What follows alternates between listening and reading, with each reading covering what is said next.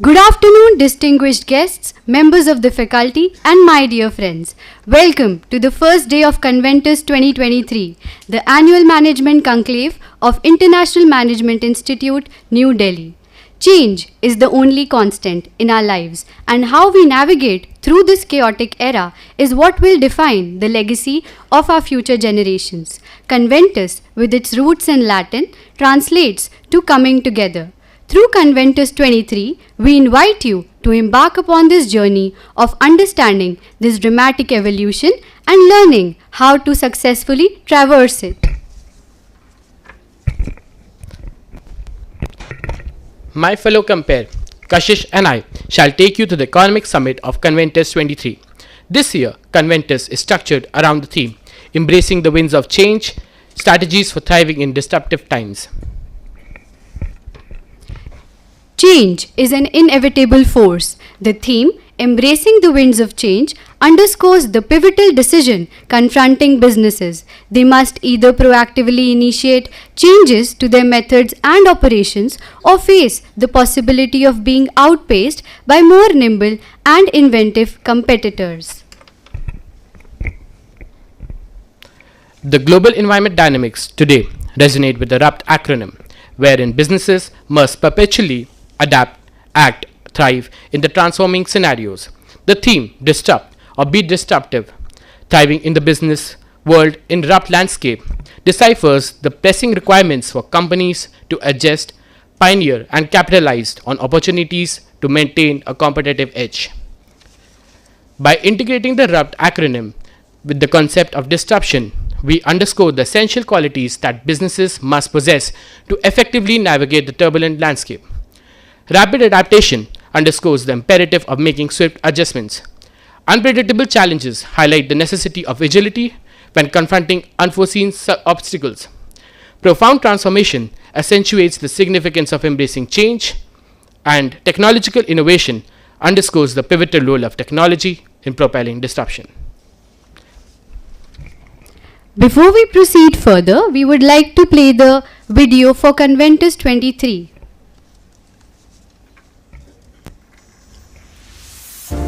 The pages of history remind us of the reality that our world can swiftly change its course. Events like pandemics, economic shifts, and unexpected crises echo through the fabric of time. Like a ripple effect, the consequences of these events rapidly reshape the present, creating the perfect chance to gear up and pave the way for an unforeseen future. Adapting to the RUPT paradigm that signifies rapid, unpredictable, profound, and transformative is essential to tread the waters where constant change is the norm. Like a phoenix rising from the ashes, businesses that skillfully surf such changing tides, using hurdles as stepping stones and transform challenges into opportunities, emerge triumphant. To learn from their success, we must reflect on their experiences and grasp what sets them apart.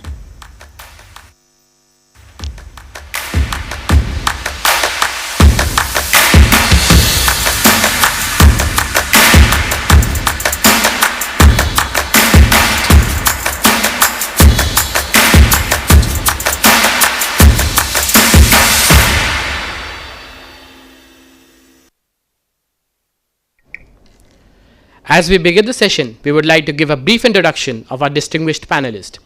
Dr. Manoranjan Sharma, Dr. Jay Shankar, Mr. Shankar Prasad Sharma, Ms. Radhika Piplani, Ms. Avni Jain, and Mr. Abhishek Singh.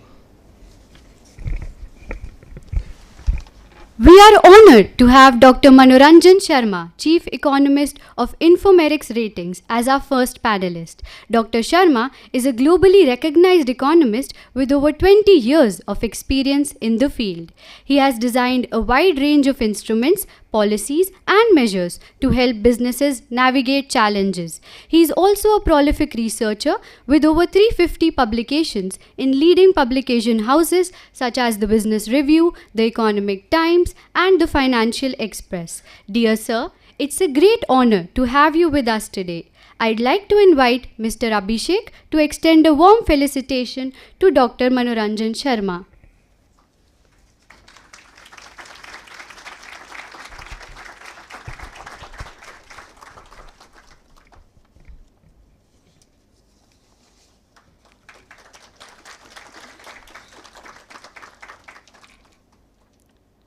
We are pleased to introduce Dr. Jay Shankar, an esteemed economist with a distinguished career spanning academia, government, and the private sector. Dr. Shankar holds a PhD in economics from Jawaharlal Nehru University and is currently serving as the head of economics at the Foreign, Commonwealth, and Development Office. Previously, he held the position of chief economist and director at Religare. Dr. Shankar is a versatile economist with expertise in areas such as public policy research, econometrics, and cost-benefit analysis. We are privileged to have Dr. Jay Shankar as a guest speaker today. Please join us in welcoming Dr. Shankar. I would now have the honor of requesting Mr. Abhishek to gracefully felicitate the esteemed Dr. Jay Shankar, sir.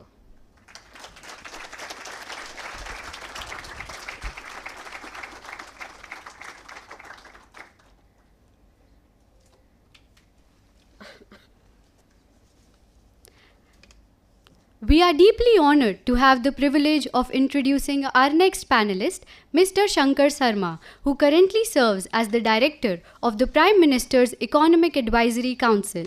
Before his appointment to the Advisory Council, Mr. Sharma held the position of Additional Director at the Directorate General of GST Intelligence. With over 2 decades of dedicated experience in the realm of economic advisory and research, Mr. Sharma is a distinguished economist renowned for his expertise in public policy and management. We are truly delighted and humbled to have you join us today. I now invite Mr. Abhishek to extend a graceful felicitation to our eminent guest.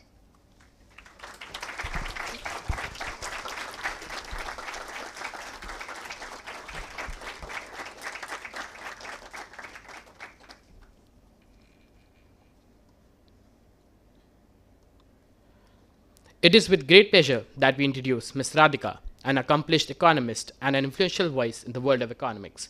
Currently serving as the chief economist at DAM Capital Advisors, Ms. Radhika has earned recognition as one of India's 30 most influential young economists in 2022, an accolade bestowed upon her by the Institute of Certified Chartered Economists in Boston. Ms. Radhika's career trajectory includes significant role at renowned institutions. She previously served as an economist and vice president at Yes Bank. We are honored by her presence today and eagerly anticipates the invaluable insights she will share. I have now the privilege of inviting Mr. Abhishek to extend a gracious felicitation to the esteemed Radhika Piplani.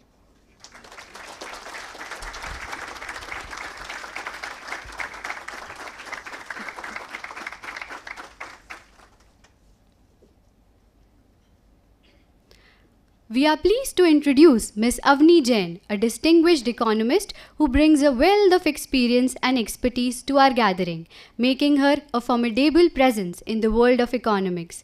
Currently serving as senior economist and vice president at the HDFC Bank, Ms. Avni has consistently demonstrated her prowess in the economic sector. She completed her master's in economics from Delhi School of Economics. Ms. Avni has made significant contributions to the areas of India-Africa trade and India's economic analysis through her notable projects. These initiatives showcase her commitment to exploring and understanding complex economic dynamics that impact regions and nations. We are honored to have Ms. Jain as our esteemed speaker. I'd like to invite Mr. Abhishek to extend a warm felicitation to Ms. Jain.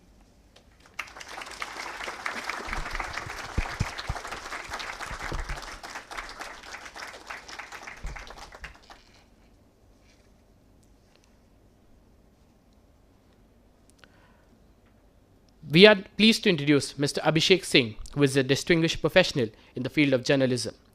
Over the course of his career, he has delved into various domains such as politics, business, startups, and education. His experience include anchoring and reporting for the prominent shows on education and startup at NDTV, showcasing his admirable commitment to insightful journalism. Currently, he holds the position of deputy editor and the lead for digital team at Mint. In this role, Mr. Singh frequently hosts shows and conducts interviews on foreign policy, highlighting his wide-ranging expertise and versatility. We are privileged to have him as the moderator for this event, and we eagerly anticipate engaging discussions under his expert guidance. We would now request Professor Arnab Dev sir to kindly felicitate our celebrated moderator, Mr. Abhishek Singh.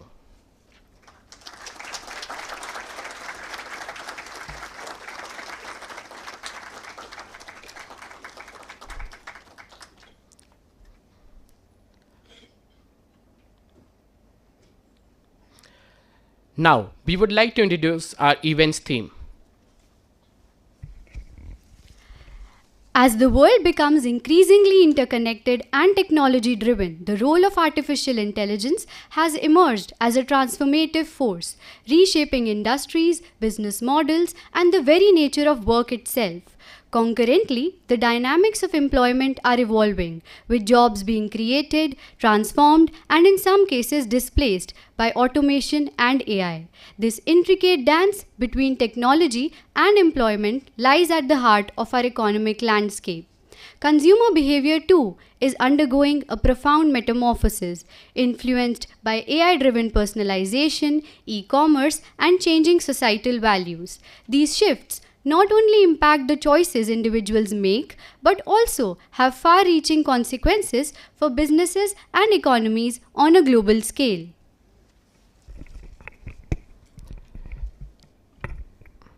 In this complex ecosystem, policy making plays a paramount role in charting a course for the future. Policymakers are tasked with addressing the challenges and opportunity posed by AI and its effect on jobs, ensuring the well-being of consumers in a rapidly changing marketplace, and guiding economies towards sustainable growth. Hence, we present the theme of this summit: Economies at the Crossroad: AI, Jobs, Consumers, and Policy Convergence. We would now like to play the video for the Economic Summit, which visually encompasses the theme of the event. The latest figures have confirmed India as the fastest growing economy in the world.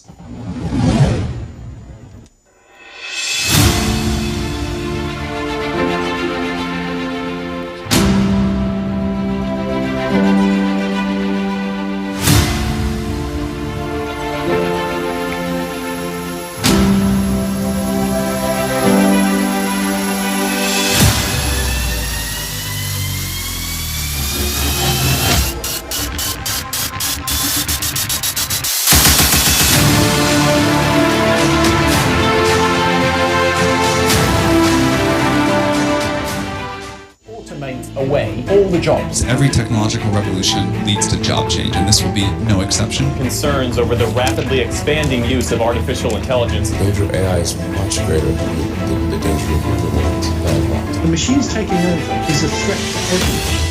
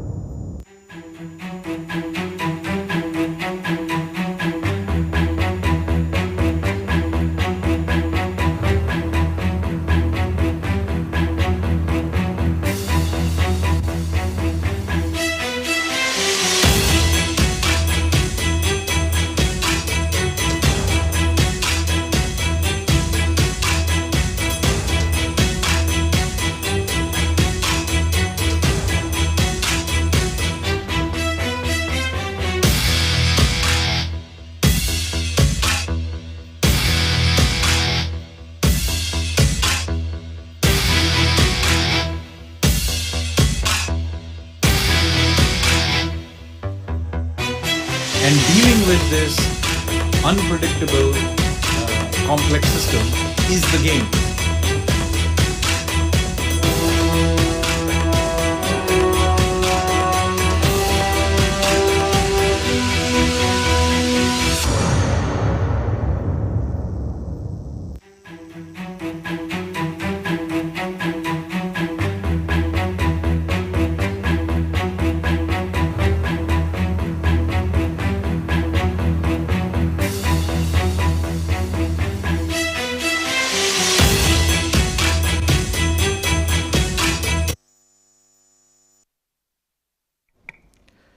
We would like to request Mr. Abhishek Singh to take the session forward and start the panel discussion. Hello, everyone. Good afternoon. I hope the lunch wasn't very heavy and you guys are wide awake for this session, because the topic which you guys have selected, I think this is the time when this should be discussed in as much detail as possible, so that by the time you're sitting for your placements, by the time you're sort of, have to start looking at jobs, you're better prepared so far as the changes which everybody's saying is gonna bring in. And of course, we will talk about what AI is already doing to the existing jobs. What kind of new jobs will it perhaps also create? Because as it happens with any general purpose technology, once it comes along, it does destroy a lot of jobs, but at the same time, it creates a lot more. And we will, of course, talk about how it's going to sort of, impact the consumer behavior, so on and so forth. So a very interesting session. And I would like all of you to feel free to ask questions. Of course, there'll be a time for it. I will give you the green light, after which feel free to ask whatever questions you might have, because the access that you have today, the kind of illustrious guests that you have amidst you today, this kind of access will probably not be, as easy to get. So please do remember to take all the advantage that you can of the guests that you have here and ask them all the questions that you want. But let's do that towards the end of the session. So to begin with, and I will throw this question to all of our guests one after another, is probably to talk about, first of all, so far as AI is concerned, why are we talking about it right now? Why is it such a big deal? Of course, we heard, all kinds of big names there, Musk and everybody else talking about AI. But why is AI such a big deal? Let's first try and understand that. Can we start with you on my left first, Dr. Sharma, with you, sir? Thank you very much, Mr. Singh, for an excellent perspective. As all of us are aware, we are going through times of great challenge, times of great turbulence. I am reminded of the Chinese curse, may you live in interesting times. So by any yardstick, these have been difficult times, even challenging times, and the pace of change and transformation that we see all around us is tremendous, mind-boggling. There are large number of institutions of higher education, learning, which have made a name for themselves in the committee of top higher education institutions. But one of the name which comes immediately to mind is the Fermi Lab based in US, which is also engaged in the largest experiment possibly ever carried, popularly known in terms of, this is in particle physics, so becomes too technical, but commonly known as God's own particle. Now here the director of Fermi Lab tried to quantify it by saying that the kind of change which took 8 years till 2020 now happens with the span of 76 years. So this kind of a change has been driven by AI, by Internet of Things, so many other things. If you look at WhatsApp, it took 34 billion messages in less than 7 years. Similarly, so many other things. But I also wish to highlight one fundamental concern, which T.S. Eliot probably said about 100 years ago: where is the knowledge we have lost in information? Where is the maturity we have lost in knowledge? So there has to be a sequential move from information to knowledge and then to maturity. In this deluge of information, sometimes there is a tendency, if you do a Google search, maybe it will give you 5 lakh or 10 lakh hits.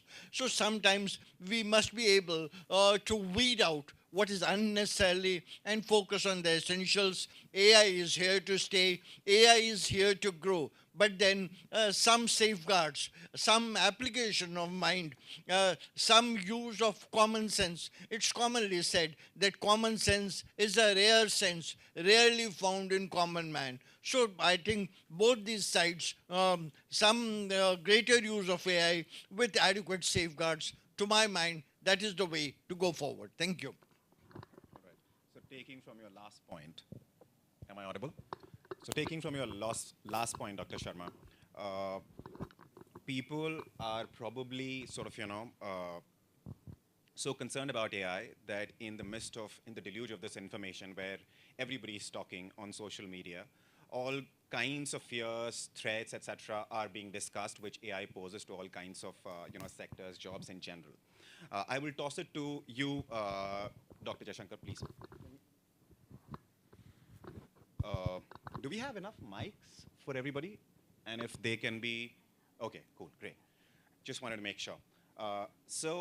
With that in mind, do you think some of these fears are well-founded? And when it comes to these fears, what is the best option? What can, for example, these members, as of now they're students, but very soon they're going to be members of the workforce, so that they can sort of look at this point in time, which they can adopt, incorporate in their academic pursuit, and be ready for it? Thanks, Mr. Singh, and let me first congratulate everybody, all the students, for choosing this very important theme for today, and thanks for inviting me. I have learned a lot. Before coming here, we were discussing in the room, and I did not know for sure that, because honestly speaking, I've never used ChatGPT, but I was told that I learned that you have versions, so version 2, version 3, version 4, version 5. So that's a learning experience for me, and that exactly is what is needed. You need to skill, you need to reskill, and you need to adapt. And that's the only mantra to survive in this world. Coming back to the question which was asked, and even the previous question, why is there such a anxiety in social media among people, among policymakers, among researchers on this new thing called AI? Because the term AI itself was coined in, I think, 1950s. And we have seen enough number of Hollywood movies talking about AI, but for the last 50 odd years, it was limited to only sci-fi movies, not in the real sense. We never got to see that coming to likely affect us. So one reason clearly as an economist I can think of is the link to productivity. So every era there is a search for new sources of productivity. So when you had computers way back in 80s and 90s, similar kind of fears were there. And this is not the last time also that you will have similar kind of fears, that it will take away a lot of human freedom, it will take away a lot of human jobs, and sometimes there would be a time when machines will start ruling the world, and so on and so forth.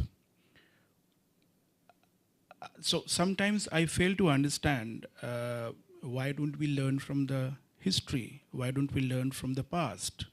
Because things have changed, and change is the constant. So things do change. I don't think there is a need to be extremely worried about what change is going to come. What we need to be aware of is how do we adapt to this new technology. I sometimes fail to understand why this is called even a new technology, because this is such a iteration of what we have been doing for the last 30 years. So the only thing, or the layer which has been added is, it can adapt and it can generate. So there's something called generative AI, and my 13-year-old kid can write algorithms, and I'm amazed because I can't do that, even though I can work on very highly complex mathematical models using some softwares, but I've never written any algorithms. So it's like I probably won't need that, but the new generation, my son would probably need that, and he's very keen and interested in that. So to answer a question, I think a large part of this so-called threat is probably overemphasized, I would say. And some jobs will definitely go away for sure, but that's part of the change. It's like the part of the evolution process, right? So you do need to weed off, some of the things which are kind of repetitive in nature. Those kind of things will probably go away. And as Manoranjan sir was mentioning during our conversation earlier, that I was having this thing in mind. In economics, you are reminded of something which Schumpeter said, which is called creative destruction. So you need to destroy things to create something new, and this is what we are doing. And now, as you all will probably know, because I'm sure you were carefully listening to the introduction, we have Director of PM's Economic Advisory Council with us. And we intend to ask him, all the questions we can think of in terms of, policy, because as Mr. Sharma, Dr. Sharma was mentioning earlier, change is the only constant. And one thing which has remained constant is that often it is found that when it comes to policies, sort of, there's a bit of a lag between a technology coming in and the government policy makers sort of, getting the ground ready for it, making policies, etc. But as far as AI is concerned, because I think 10 days ago, Elon Musk, Bill Gates, OpenAI founder, all of them sort of, in the US were summoned to the White House. Discussions were about how to regulate AI. I want to understand from you, as far as India is concerned and our own policies about AI are concerned, where are we at this point in time? Thanks a lot, Abhishek. In the topic that was given, I didn't realize that I was going to talk about policies. I thought I'll talk about AI as well. Don't worry, I'll ask you enough questions about AI. I also just, for the sake of all of the students here, I also wanted to sort of you to throw some light on that. Absolutely. There is an index that the Stanford University comes up with. It's called the AI index. Sometime back, they had actually mentioned, they had reported that around 31 countries have actually started regulating AIs. But AI, as we know, it's an evolving process. And a lot of things are actually happening exponentially on a day-to-day basis. So the regulation would actually mean that they are understanding the processes and they are putting together things which may have some meaning at this point in time. Say for instance, yesterday I was like sifting through some of the newspapers and I found two very interesting news. The first was, you must have heard about Neuralink. It's a startup by Elon Musk. In fact, he was a founder of ChatGPT also before he left in 2018, I think. Neuralink is very interesting actually because it has created some sort of a chip that can be embedded into the brain, and people who are paralyzed, they can actually start using the limbs. And just take a guess, how many people are actually disabled in this world? Can somebody take a guess? It is a whopping number actually. It is like 1.3 billion people. In fact, we have a population of around 10 billion. And out of that, 1.3 billion people, they suffer from some kind of disability. So you can think that AI is definitely going to revolutionize the way we live and how we function. But that is like one part of it, that those are the good things that AI can do.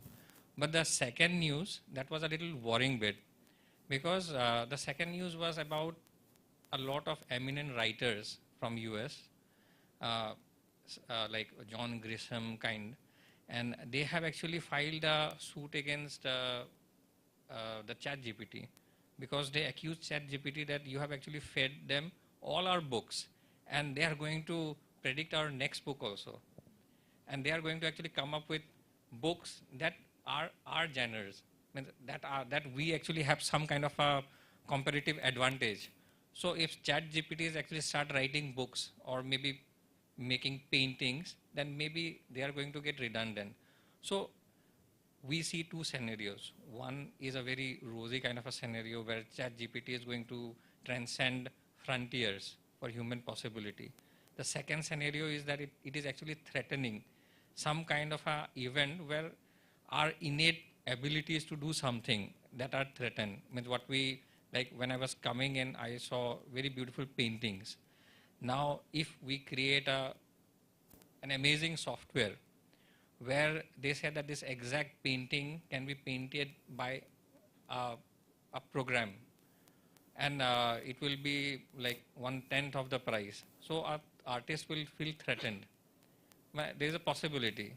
So in these kind of scenarios, or the scenarios where a company relies on, suddenly it brings in a tremendous technological innovation, and it has to lay off a lot of people. And in a country like India, where it is the most populous country and its population is also increasing, although it has stabilized, unlike China or Europe, when its population will start decreasing maybe in 2060. But by that time, we'll have to create adequate number of jobs. So in that kind of a scenario, can we devise mechanisms, being in the government, can the government actually devise mechanisms to protect people, or to maybe skill them, or to maybe nudge the industry or the academia to build courses and syllabuses to integrate the new frontiers that are being researched. So those are the areas where I think regulation is being researched. And I'm sure some of the best practices or the best regulatory practices that the European Union or the US, or for instance the Western countries, they are developing, India will be in the path to inculcate or to incorporate those regulations in the future. So it's an evolving process basically. Of course, so at initial stages, which makes sense.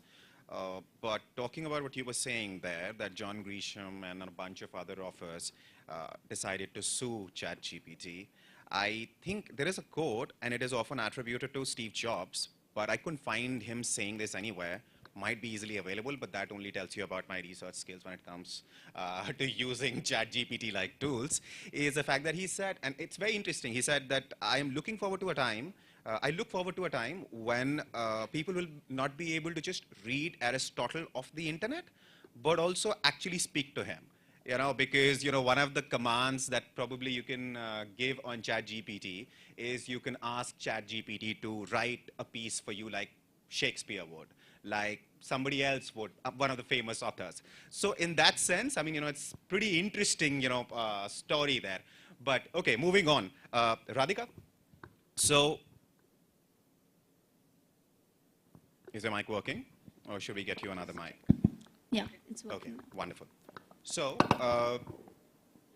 one thing which everybody is concerned about, not just these students in the room, but all of us as well, because as we were discussing earlier, before the session started, is that people are at different levels, people are at different stages when it comes to sort of how ready they are to adopt a new technology. Somebody much younger who probably was born after 2000 or the late 90s is better, as Dr. Sharma was mentioning earlier as well. For him or her, it's easier to adopt to sort of new technological tools. And then there are other people who are not even aware as of what's happening so far the tech world is concerned. But what are you seeing in the industry? What is the impact of AI so far has been, and what are the projections? What are you looking at in future? Sure. So I think it's a very interesting topic, and thank you for having me here, IMI. As Dr. Sharma was saying, that he wasn't aware that there are different versions of ChatGPT, and so was I. And this comes to me at a time when I'm in the process of expanding my team in my current organization. Now, as an economist, the basic capability that you look forward to in a candidate is that basic analytical skills, data skills. They should know what is happening in and around India and the world. And apart from that, they should be able to write down stuff, because we as economists tend to look at data and then write down reports maybe on immediate basis, or some thematics or something around those times. So your writing skills have to be very good. So while interviewing candidates, we went through different processes. The first was obviously the verbal round. The second, because we want to test the writing capability, hence we asked the candidate to write down a summary basis a question. And the only objective of that questionnaire was to test the writing ability or the language, because at this point in time, it's very difficult to teach language to someone. So you expect that, the people will already know. Now, because I'm from Mumbai, I don't really get to interview candidates in Mumbai, which means that obviously across India, people are applying and you are overseeing the writing assignments. Now, in this ChatGPT era, how do you understand whether the candidate is not using ChatGPT? When you're not, being able to monitor whether the candidate is, using computers, or, now I think even WhatsApp has some kind of a tool where you could just ask questions and, some bot is there where they'll give you answers. Even WhatsApp has become that tech savvy. So that was a challenge to me, and a lot of my team members or in the organization, they were asking me that, whether the candidate is even suitable, because what if that the candidate is using ChatGPT and giving you the answers? I had no question. I had no answer to how to combat that kind of a question coming from a very senior person. Now, then I thought over, do I want someone who should be very good at language, but is not aware of such tools?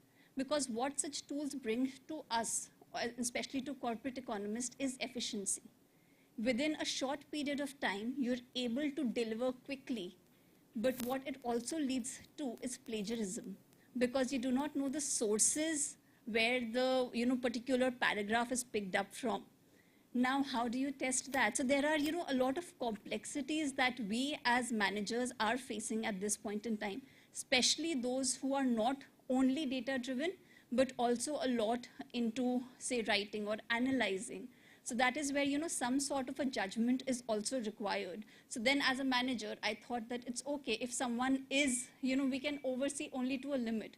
Then if someone goes ahead and uses any kind of tools to bring me up with a solution or an answer which looks good, and I can more or less gauge through whether that person, whatever that person is trying to say, is it getting to me or not, then I'm okay. Because I don't want someone who is not aware of these tools, but I also do not want someone to just blindly copy paste from such tools. So there is when your judgment comes into picture.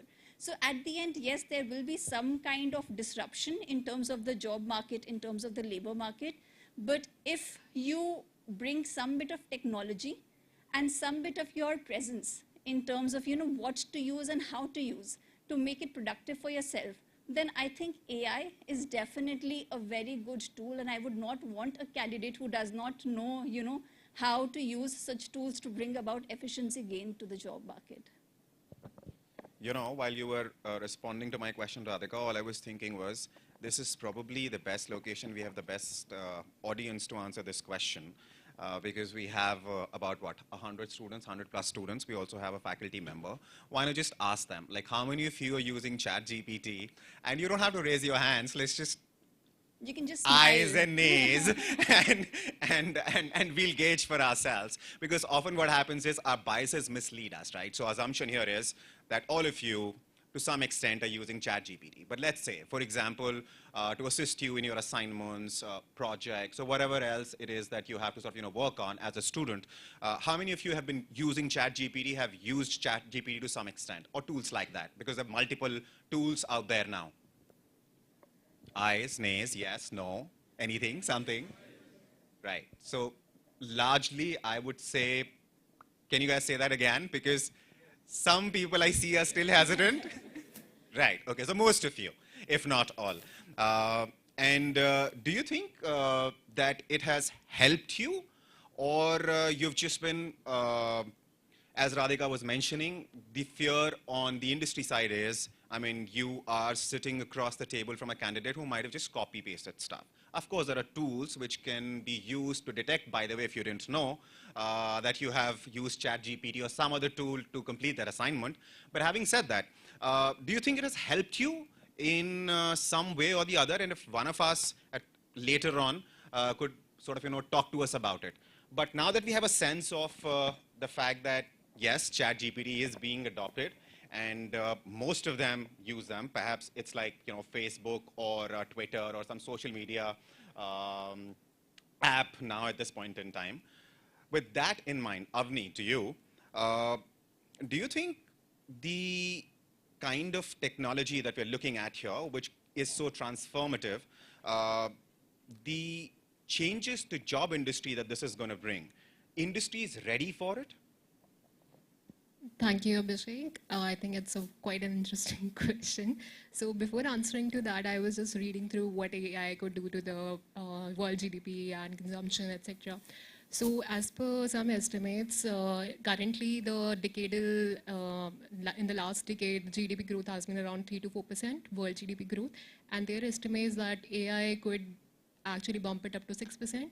And you can only imagine what kind of consumption and what could it do to the India's GDP as well. So in terms of what AI could do to the labor market, actually there are 3 factors which would be, how AI could be impacting the labor market. The first is, of course, everyone know the productivity, efficiency, what it would bring to the labor market. The second is, of course, the substitution, that, okay, AI is coming, some low-skill jobs will go away, but of course. And then third is the reinstatement factor, which actually means that, okay, if AI comes in, then because of the AI, there would be some other jobs in some other segments. So that's how the AI would disrupt the labor market. In terms of your question to how industry is going to behave or is it ready, so you should look at certain segments. For example, look at the customer care segment.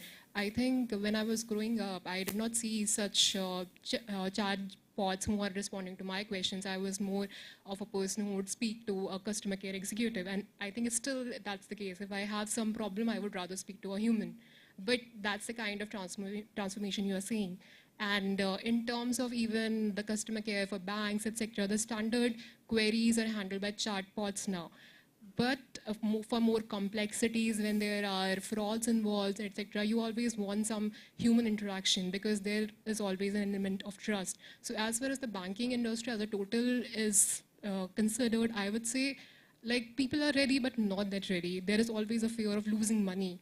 But when it comes to research, as Radhika was mentioning that, okay, like, you can copy paste, etc., there is efficiency gains, etc., etc. But I would say, when it comes to understanding a very complex issue or you are doing some thematic, etc., you discuss a lot of stuff. And then it comes, how evolved you are, how much you know, and what you are bringing basically to the table. So over there, I wouldn't see that a tool like ChatGPT or AI could actually take away the entire jobs in the research. It might do some IIP note or CPI note that, okay, you're X% higher or X% lower, but what actually are driving those factors or what the policy implication of that factor would be, I don't think AI would understand it completely. Right.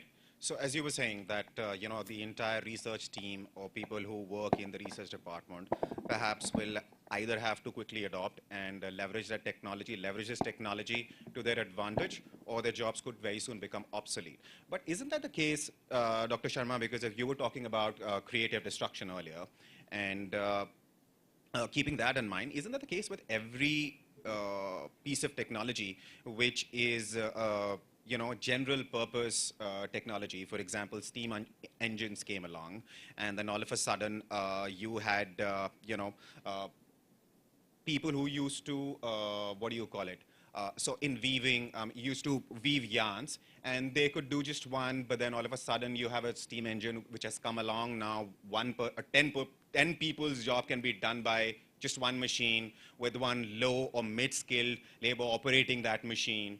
And then, of course, we all know what it did to the railway industry, etc. So on one hand, it destroyed all of these jobs, but on the other front, I think it made a country like UK a great power, because the economic consequence of that was that a whole bunch of more jobs were created, more value was created, and as a consequence, the GDP in UK went up many-fold.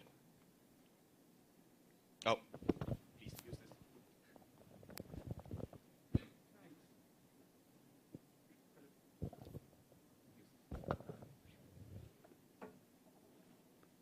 thanks. So as I mentioned, change is the norm.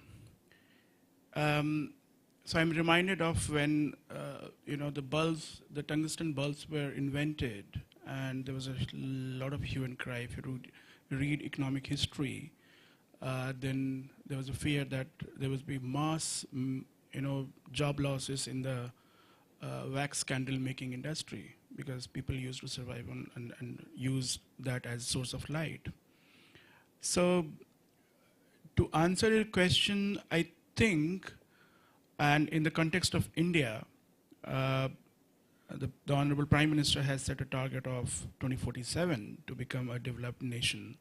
And if you do an iteration and calculation, you would need about 7.8 to 8% growth rate, real growth rate, over the next 25 years as an average.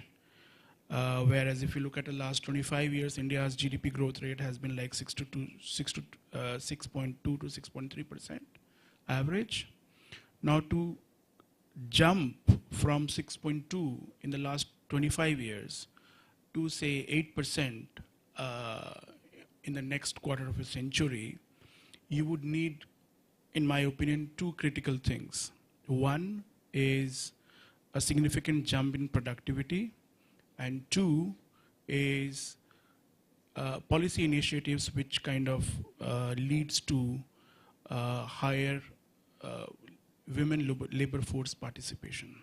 Because that's a very easy and low-hanging fruit which policymakers in India have struggled with and not been very successful because of umpteen number of reasons. And our labor force participation among the women remains one of the lowest among the G20 countries. Now, leaving that aside, coming back to productivity, and that's what I was hinting at when I was talking about in the earlier break, that there is always an urge to look at new tools of enhancing productivity. And that's the probable reason why people are thinking of AI and all such technology as the likely productivity enhancer to kind of switch your economy from a lower trajectory to the higher trajectory.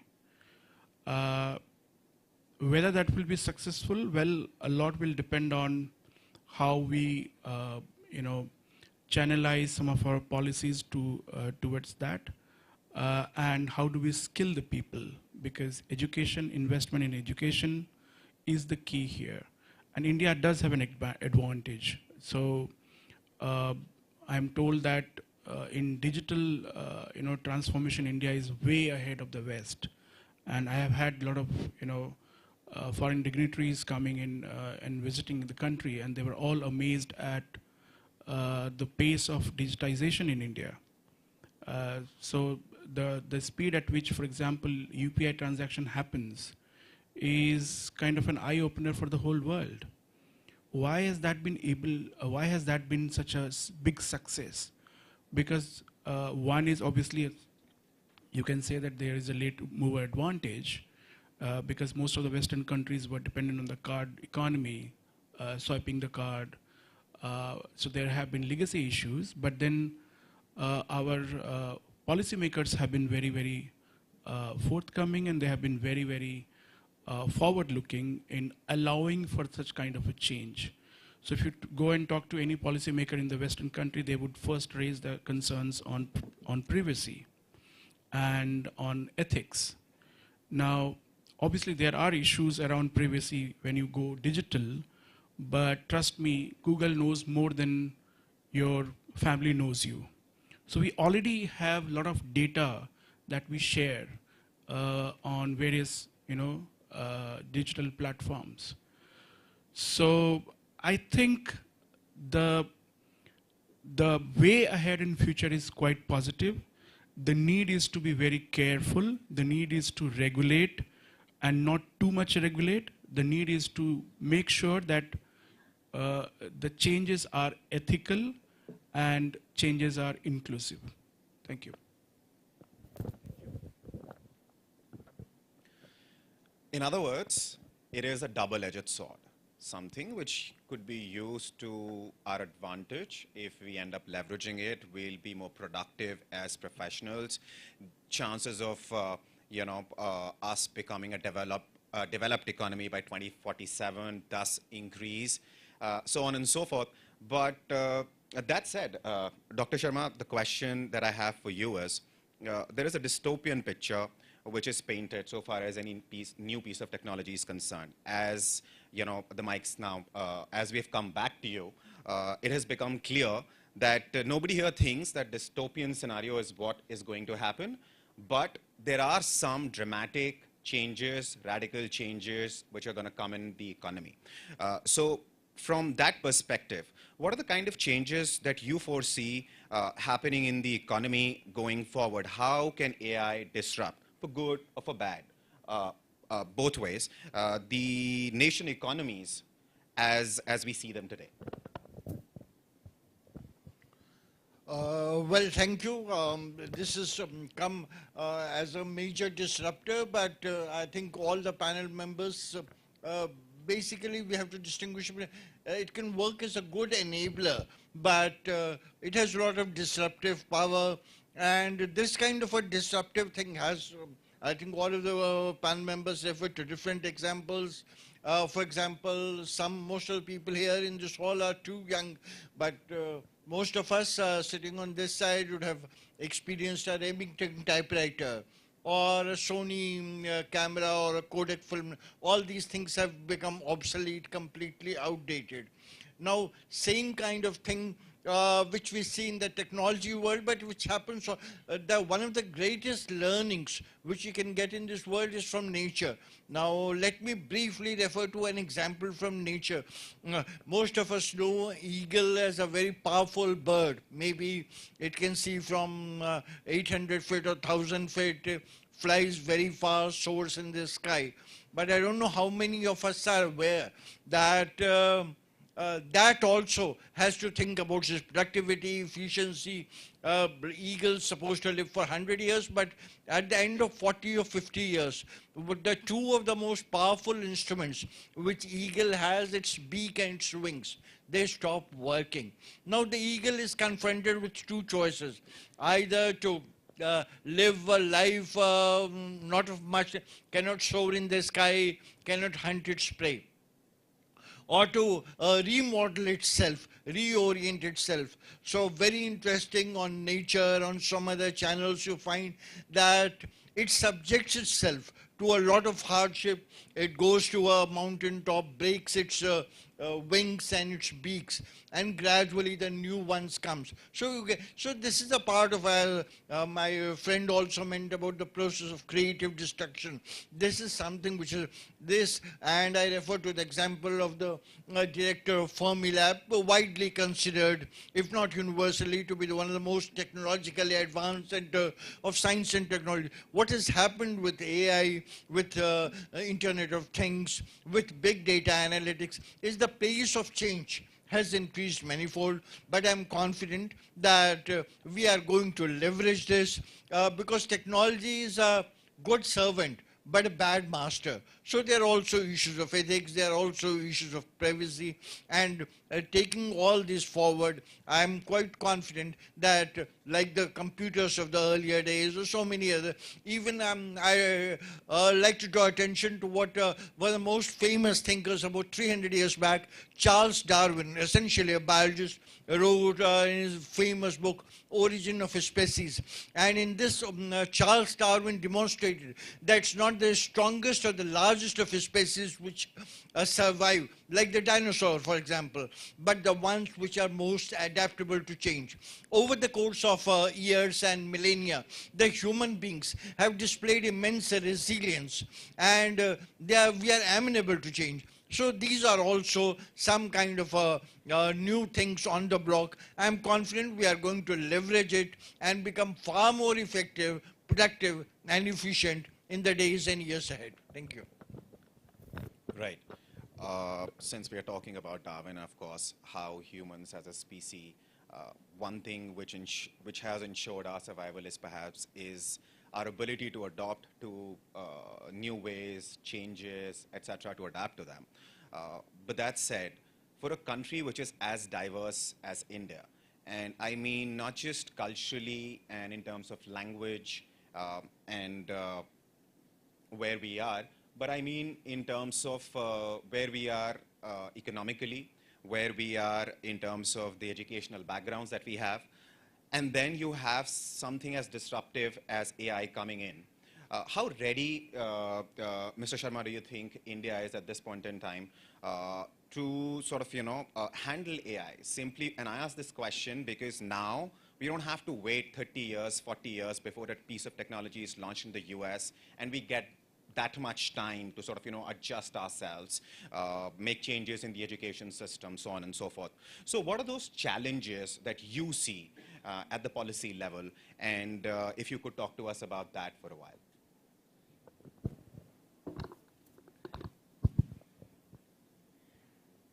Yeah, actually, as we all know that India is the 5th largest economy in the world presently. And a couple of days back, the Deputy Governor of the RBI had said that by 2030, I think India is going to be the 3rd largest economy. So if you look at the composition of the Indian economy is driven by the services sector. And we have a fairly big industrial sector. And our agricultural GDP-wise, means it's around 20, maybe 18 to 20%, but we employ a lot of people in the agricultural sector. So if we look at the entire trajectory of AI, how it is evolving, I see, the chat GPTs of the world and the Neuralinks of the world, I see that immediately, I don't think there is a big threat to the kind of employability that the canvas of India has actually seen, or it is actually seeing, because going forward, one of the thrust areas of the government is industrialization. India had actually missed the bus of industrialization. Although there are two streams of thoughts, whether we should actually bring it in or we should actually go with the services, that the thriving services sector. But it has been felt that maybe industrial growth or incorporating industry means at this point also, it will be good for the economy, because India is looking to accommodate a lot of its population who are in the working age group, because India's current average population age is 28 years. So we need to have a good base where we can actually gainfully employ them.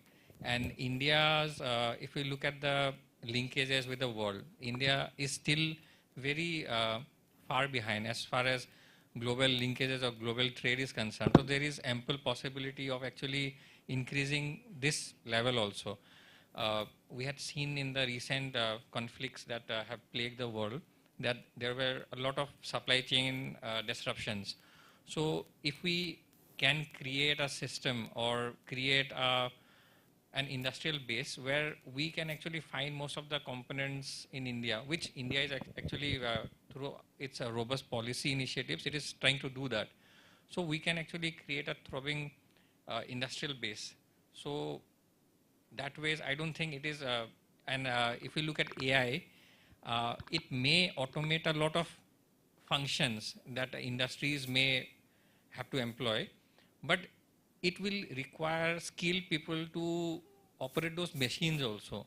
So as youngsters, if we can refocus our energies a little bit on maybe machine learning or deep learning, that kind of things, I mean, we'll be gainfully skilled to actually handle that kind of employment opportunities. In fact, a lot of higher educational institutes like the IITs and in fact the IIMs also, they have made machine learning or AI tools mandatory in their syllabuses. And going forward, I'm sure means they are going to mandate a little bit of insight into AI in school level also. So we'll be prepared. At the same time, policy-wise also, the government is preparing a good base that if the industry actually thrives and industry actually the proportion of industry increases, we'll have a lot of employment being generated in the country. And as we know, I mean, in fact, Victor Hugo had very famously said, nobody can stop an idea whose time has come. So this time of AI has come. Why do I say that? I say that simply because the world population is shrinking. You look at Germany. Germany is not shrinking only because the oil prices is going up. I mean, you must have heard that Germany was the economic power of Europe. But if we look at Germany, they are actually facing a very big crisis. There are a lot of cities in Germany which have been vacated, or they are on the verge of being vacated because there are no people. But they have created an elaborate infrastructure system that has to be catered to. So the German economy is shrinking, basically. It will shrink further. Same is the case with a lot of Western countries. Same is the case with Japan. You look at the population of Japan, it is shrinking. China, in fact, if you look at China, last year, the absolute number of people in China, they have actually shrunk by around several lakhs. India is the only country that is a ray of hope, because we do not require a planet where the population is shrinking, and when the population shrinks, actually the productivity or the production levels of the entire population, the entire world actually shrinks. So we do not need that kind of a scenario. So I think India is a glimmer of hope, and with the initiatives in the domain of industry, mechanization of agriculture, and there are a lot of initiatives to revive traditional agricultural seeds also, because before Green Revolution there were a lot of seeds, means agricultural vegetable or fruit seeds which were climate resilient, but with a surge in population they could not actually keep up with the population growth. So due to various factors they got wiped away because of the new technologies that came up. So there is a process of actually reviving those also. So on three fronts, like agriculture, industry, and the services is already a thriving sector in India. I'm sure will be gainfully employed if we focus to reorient or reskill ourselves also a little bit in how to use AI. How to use AI means because in the future AI will not just create a system, but it will empower each one of you to really create your own startups also, because AI actually gives you that kind of a ability that Chat GPT. If I just talk about Chat GPT, it has been made or created by a handful of people only. So, but the Chat GPT actually it gives you an altitude or an ability to actually create many more systems. Now, if you want to start your own business, if you are a good painter or a good photographer, if you want to start your own business with a little amount of money, with a very small budget or a few people with you, you can actually ask Chat GPT and it will give you a model. So you see, you are creating a business. It is not that Chat GPT is killing your job, but it is empowering you. But I will look at it in that way. Briefly, before I go with my questions to Radhika and Avni, briefly here, because you've opened a Pandora's box. I mean, there's so many themes and sub-themes within your answer that can be discussed for the next half an hour, but since we're running out of time, I'll try and keep the question brief. And Mr. Sharma, the question is to you. As you were mentioning, ChatGPT has been created by a very small team, which means to start a billion-dollar business, you probably need now 2, 3, 4, 5 people. Not more than that, because I think the OpenAI team was as big as 8 or 9 at one point in time. So that said, do you think this will have an impact on income equality? Because people who are ready to adopt these technologies and leverage them have an opportunity for a billion-dollar company, and people lower at the bottom, because I mean, considering India's population, and we were talking about the income inequality earlier as well. So in that sense, do you think something like a universal basic income becoming a reality, that is a possibility according to you? Hello, yeah, it's back now. Actually, that's a very good question because before I actually give my opinion, there are a lot of studies which says that income inequality is going to increase because of these kind of systems. And you are very right that we should be concerned about, but we should be happy because of the fact that we actually recognize this problem, that this is going to happen. So we should maybe at a policy level devise ways like since I'm a taxman, I come from the revenue department. When GST was rolled out, so it was felt that the tax rates will come down.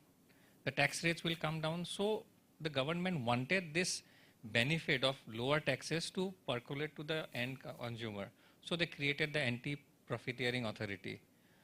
And what I'm trying to say is that our regulation will have to be put in place so that income inequality can be reduced or that can be addressed. But see, because it might, I mean, universal basic income sort of a thing might work for developed economies like Japan and Germany because, of course, as you mentioned earlier, their population is already declining. Just to maintain the level of labor force that they have to, allow immigration. Japan is not, but Germany definitely is.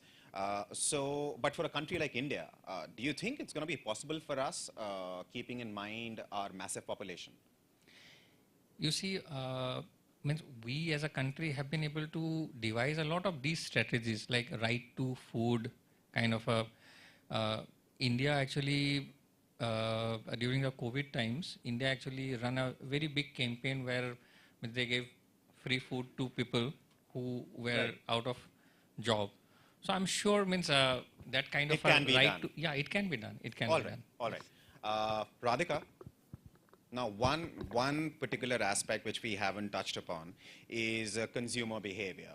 And that is, of course, a key part of this entire matrix, So what are your thoughts how AI will influence consumer behavior and going forward, how consumer behavior will change, which companies in turn will have to adopt to, and as professionals, students here will have to adopt to as well?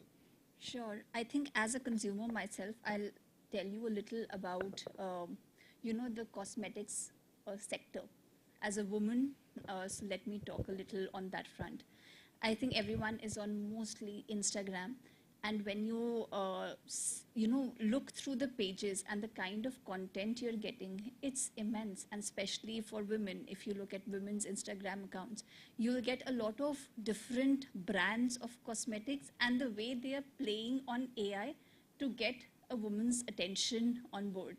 And women in general are the largest consumers at any place, whether it's India or the world.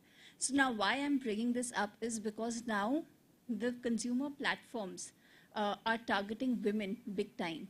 The way they are, using cosmetic products and the way they are, seeing your picture and recommending products that will be suitable for you. So I now don't have to go to a salesperson to suggest which lipstick color or, which foundation is suiting my skin. I can directly go to that app and the app will, through their facial recognition platform, they will see my skin type and recommend the kind of cosmetics or the products that will be suitable. So that is the extent to which, AI or automation or tech has gone deep down in terms of impacting consumers. And me being a working professional, I think I'll prefer that because I don't have that much of bandwidth to go and talk to someone. I have a basic understanding of what I need and what I don't, what suits me and what doesn't. Now, if a platform is giving me the convenience on the tip of my fingers, then possibly I'll be using that instead of, going and spending some time unless I want to. That is a choice which is now available, which wasn't earlier. So I think in terms of consumer behavior patterns, things are changing very rapidly, and it's a very positive thing that is happening. But let me tell you one thing, this is just one platform, but getting AI into picture for everyone is pretty expensive. Now, no one is talking about how expensive it can get for even smaller firms to get AI integration into their business models. An organization as big as, say, Amazon's and the Walmarts, now they are huge when it comes to both labor force management and in terms of the supply chain management. And you would expect them to be the first people or the first organization to be bringing all these tech things on board. But there is a very interesting book. I'm forgetting the book's name and the author's name. If in case anyone is interested, I can let you know later. But there is a very interesting book which talks about the supply management in these bigger organizations, where they're recruiting more and more labor which are cheaply available at this point in time, rather than going into the tech savvy AI apps or AI integration. The reason being is they're trying to model the human behavior into how an AI would be modeling. So they are basically asking the people to work for longer hours. They're giving incentives to the people if they're working for XYZ hours without taking breaks and so on. So they are trying to basically make people as the robots, and that is coming out to be cheaper than bringing an AI model into their entire business model or supply chain model. So that is a very interesting take, that at the end, all of these tech things are extremely expensive for any organization, whether big or small. Yes, changes are happening, disruptions are taking place, but the pace at which one is expecting, it's possibly not at that pace that we are thinking it to be, which means that the change will be gradual, it will be slower, yet in terms of, say, your news inflows and all of that, you'll continue to see AI everywhere, because that's the new word in the market. But if you actually see in practical reality, possibly the change is much slower than what we are anticipating. Avni, I'll ask you the same question, because it is something on which we haven't had the opportunity to spend much time. But I will also add another bit to it, and that is the question of ethics, as Radhika was mentioning, that it's easier now to model consumer behavior, encourage them to do this or do that, steer them in this direction or that. So the ethics of that, are companies considering that question at this point in time, while sort of incorporating AI-based technologies in their businesses? So in terms of consumer behavior and AI, I think if you open Myntra at any point of time, it would show you 100 and curated list also these days. So AI is everywhere. And even if you open any app, like if you happen to browse through Amazon or Myntra or say Nykaa, you would see same ads everywhere. So I would say AI is somewhat impacting your mind in terms of, go and buy. You are losing out. So actually it's impacting your consumer behavior. That actually feeds into consumption, and if you broadly think in terms of growth also, because private consumption is the biggest component of GDP. So in terms of consumption behavior, this is one bit, and of course Radhika touched upon how we don't have the bandwidth and how we want to be tech savvy and go on consuming whatever is available online. So yeah, like AI in general would impact consumer behavior in terms of availability. And also, I think, like, if you think from the job market perspective, if there are a lot of efficiency gains, that would translate into more income. And then I think there would be certain segments of consumption which are not available today, which might be available in the future. So from that perspective, that opens up an angle of, more consumer products being available. These are more or less my thoughts on how AI is going to affect consumption. In terms of ethics, let me give you one example, okay? So I am a person who loves handlooms. So there are power looms also and there are hand looms also. So in a world where power looms are available cheaply, I still go and buy original chicken curry or original ikkat, although they are like 3x or 4x of the price. That's because in my mind, I always have this thing that people should be treated well, and the karigars who are actually making them should be compensated. I don't want to promote the behavior where I am a consumer and who can actually afford that particular piece of clothing or whatever, but not paying the karigars well. So, and this kind of behavior I have seen among a lot of people whom I know personally. A conscious consumer. Conscious consumer. Right. And I think that's something brands are also building in. Like if you look at H&M, although they are a fast fashion brand, they are actually asking consumers to come back, give them their clothes and whatever, offer their discounts. So in a way, this is also a conscious or ethical decision they are giving. I know it's not a right example of what you have asked me, that how ethics and companies are behaving, but I think at certain level they are conscious of AI climate change and everything. All right. On that note, so now is the time when we will open this for all of you. I'm sure by now you would have noted down, jotted down some questions. So feel free. All the panelists are at your disposal. I am here. And please fire away all the questions that you might have. Just let us know where should we send the mic first. Could you please get a mic over there? You can borrow this mic, I suppose. There is an extra one here. Okay.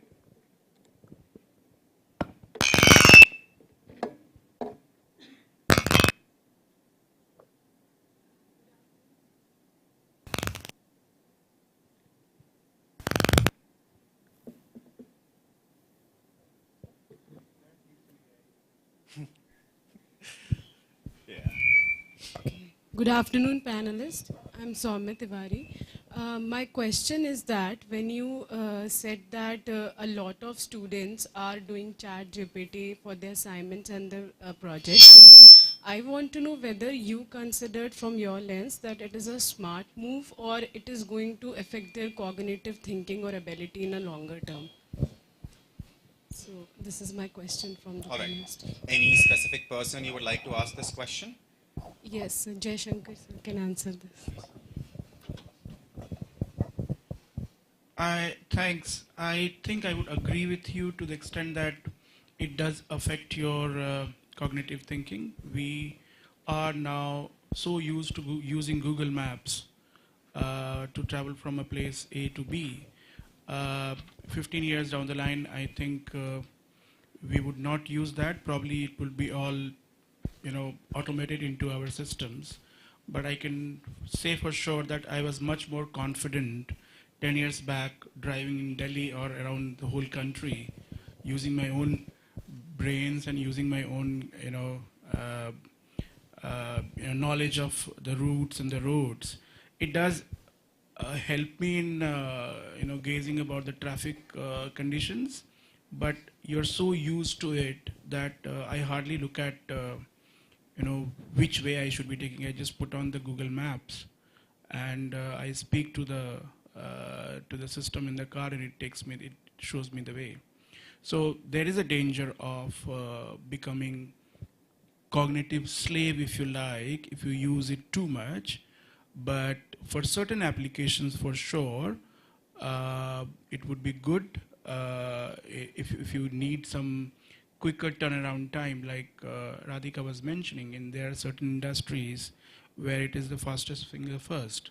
So the news comes, you want to come out with an analysis and use some of your own value judgment before you release the report and before it reaches the clients. So in certain cases, it may have a good use case, but continuous use of that would, to my mind, surely lead to a kind of degrading of cognitive abilities in the longer term. Next question, please.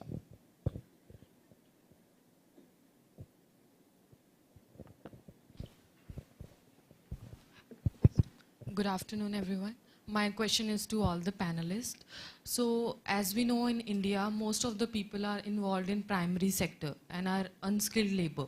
So, I wanted to know that how is it AI going to affect them, and how is it going to affect their jobs in the near future? Because AI is not directly applicable to them, and they are not so aware of it right now in this moment. So, what change is going to happen in their life, and specifically to their jobs and to Indian economy in the bigger picture?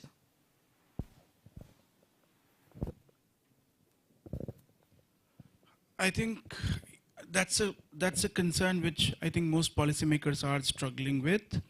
And to be very honest, AI has a lot of use cases. For example, better prediction of weather conditions, better prediction of, say, example, even for example, El Nino conditions, right, which can impact the rainfall distribution and also timing of rainfalls. So that can help you timing your sowing season, harvesting season, so on and so forth. So there are a lot of good advantages indirectly, because we assume that the folks in the rural area, the farmer friends, they don't know how to use AI, but they can gain immensely from its use cases. Even in case of how do you have good input metrics for sowing your seeds. What is the best proportion of the mix of fertilizers and water in a particular soil condition? These are things which probably AI can give you much better results, I would say, because they can use a lot of historical data for the last, say, 100 years data, which probably would not be very easy for human beings to be doing that. So yes, it can be useful for them as well. All right, I'm told we have time for one more question. So, okay, in the back, please. Yeah, good evening, everyone. So my name is Rohit, and I have a question to Shankar sir. Sir, we are seeing a lot of changes in the economic policies in the country because of a lot of changes out there. So I would like to know if there are any economic policies coming up, or kind of economic policies coming up which can be related to the AI upcoming automations and all, or if they are coming, then what kind of policies might they be?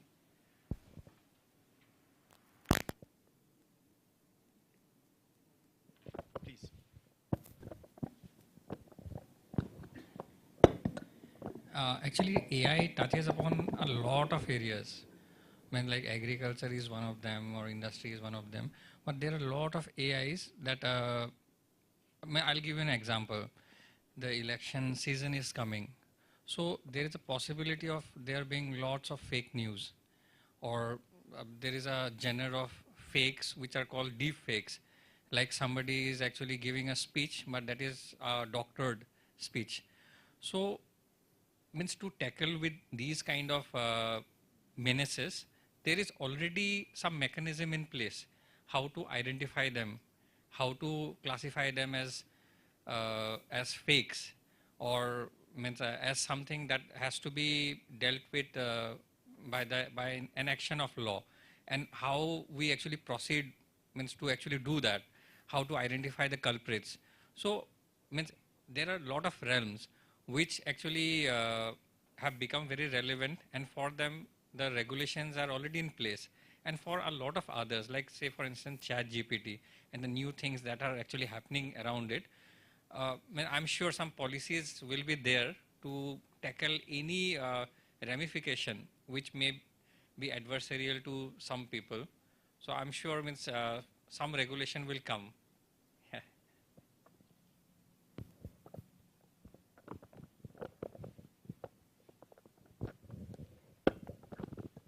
I think that's about as much time as we had for the discussion. I hope we have managed to answer all the questions that you had on your mind, and otherwise I'm sure you can always write through the Economics Club to the experts who are here today, and they'll be happy to answer. With that, it was a great discussion. Thank you I would like to sort of quickly just take this opportunity to thank all the panelists for their time and for this opportunity. Thank you so much, and I will hand over to two more familiar faces. On behalf of everyone present here, I express my sincere gratitude to the guest speakers for taking time out from their busy schedules and sharing their thought-provoking insights with all of us. Post this session, we feel relatively more aware and equipped to understand the innovative practices in today's business environment. I would like to take this opportunity to once again thank our moderator, Mr. Abhishek Singh, for consenting to be the moderator for the session and for making the session highly interactive. We now request Mr. Abhishek Singh to kindly present the cherished mementos to our esteemed guest speakers. Dr. Manoranjan Sharma.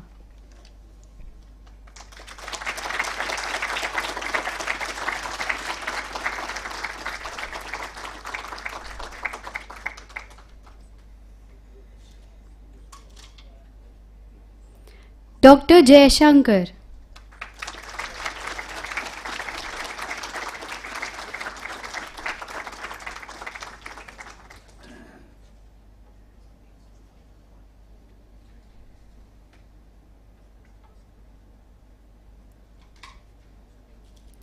Mr. Shankar Sarma.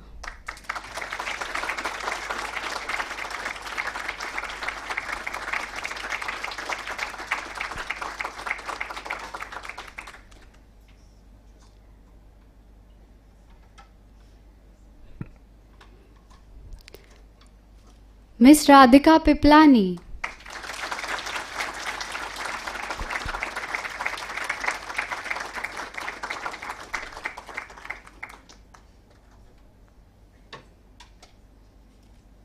Ms. Avni Jain.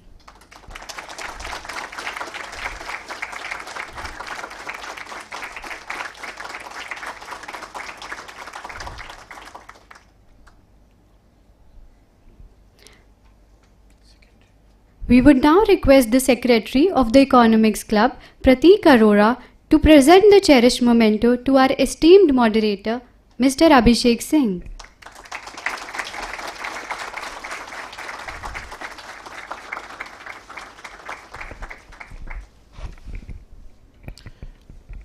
Ladies and gentlemen, with this we conclude the Economic Summit.